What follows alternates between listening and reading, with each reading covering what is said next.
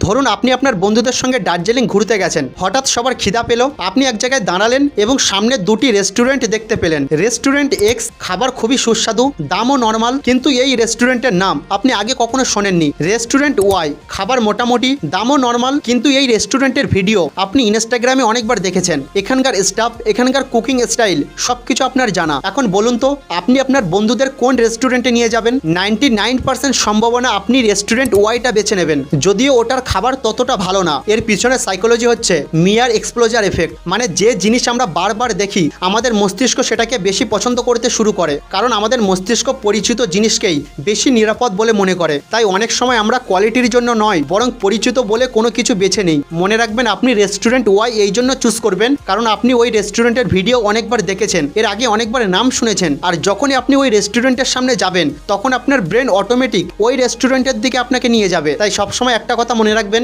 যেটা আপনার পছন্দ সেটা সবসময় ভালো হবে এমনটা নয়। হতে পারে ওটা আপনি এই জন্য পছন্দ করছেন কারণ আপনার মস্তিষ্ক ওটাকে অনেকবার দেখে রেখেছে। তো ভিডিওটা ভালো লাগলে অবশ্যই একটি লাইক করুন, আর প্রতিদিন এমন নতুন কিছু শেখার জন্য দ্য মোটিভেশন সিটিকে সাবস্ক্রাইব করুন।